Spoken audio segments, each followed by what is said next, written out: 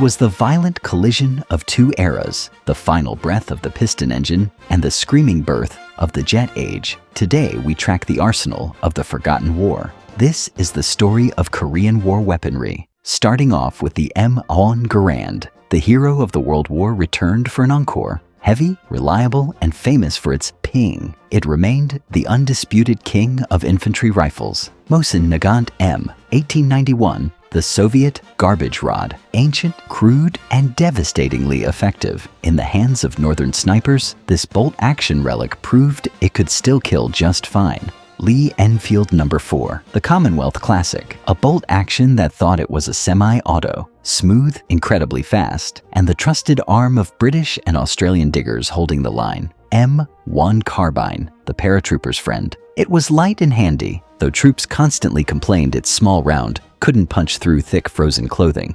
SKS, the surprise guest, famous for Vietnam, but it actually made its quiet combat debut here. A semi-auto glimpse into the future, testing the waters in the hands of elite advisors. PPSH-41, the Burp gun, an absolute nightmare in close quarters. With a massive drum mag, it spat lead like a fire hose, overwhelming UN patrols with sheer volume. M3 grease gun, a stamped steel ugliness. It looked cheap because it was, but it kept firing when the prettier guns froze solid in the Korean winter. Thompson M1A1, the gangster classic, heavy and expensive, it was slowly being phased out, but still provided heavy .45 caliber stopping power when it mattered. Tokarev T-33, the communist sidearm, a rough copy of American designs. It was simple, rugged, and dangerous in the hands of an officer. M1911-01, the American icon, big,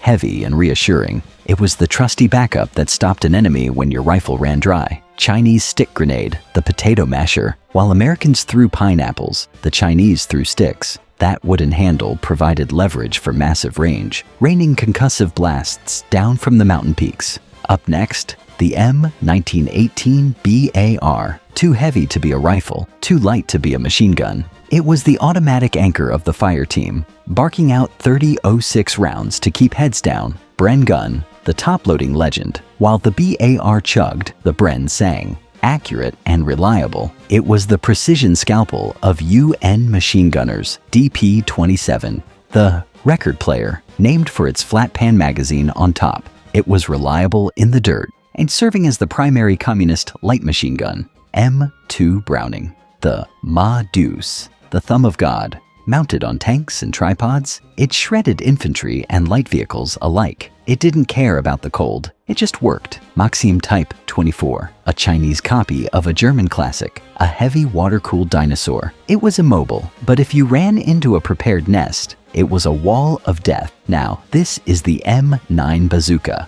the early war failure. Its 2.36-inch rockets literally bounced off North Korean tanks, leaving American infantry helpless in the opening months. M20 Super Bazooka, the Big Brother response. Upgraded to 3.5 inches, this finally gave the infantry a fighting chance to crack T-34 armor, recoilless rifles, the bunker busters, essentially a cannon you could carry. The 57mm and 75mm versions were used less for tanks and more for blasting enemy fortifications off the hillsides. M2 Flamethrower, the Dragon's Breath. In a war of frozen hills and deep caves, bullets weren't enough. It flushed enemies out of the darkest bunkers with liquid fire. Next, the T-34/85, the star of the invasion. This Soviet legend rolled south, virtually unstoppable early on. It shrugged off American fire like rain until heavier gear arrived.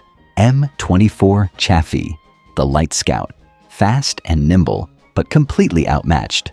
Sent to stop T-34s, they were tragically mauled by the heavier communist armor. M4A3E8 Sherman, the Easy 8, the WWII veteran that refused to retire. With a better gun and suspension, it proved to be the most reliable and versatile tank of the entire war.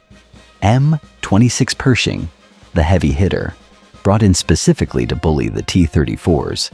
It had the armor and the gun to dominate, though it struggled with the steep Korean hills. Centurion, the British entry. Arriving later, many consider this the best tank of the conflict. It could climb hills the Americans couldn't, and took punishment that would kill a Sherman. Moving to air power, P-51 Mustang. Redesignated the F-51, the prop-driven legend was too slow for dogfights, but became the ultimate ground attack truck, hauling napalm and rockets to the front lines. F-4U Corsair, the bent-wing bird. Flying off carriers, it provided devastating close air support, loitering low and slow to cover the Marines. MiG-15, the shock to the system. Small, fast, and armed with a massive cannon, it swept the skies, proving that the West no longer owned the air.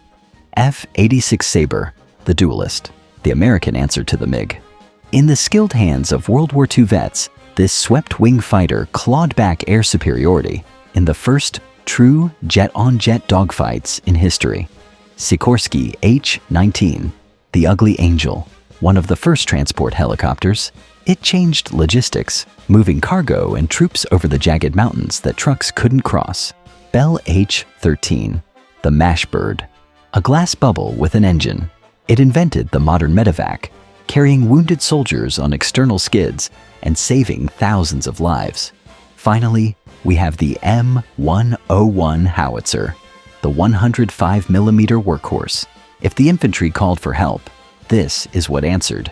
It fired millions of rounds, churning the Korean hills into mud. Katyusha rockets, Stalin's organ, truck-mounted terror, inaccurate, but when fired in mass volleys, the shrieking noise alone was enough to break morale. M115 howitzer, the 8-inch Punisher. When a bunker absolutely had to be deleted, this massive siege gun delivered the final word.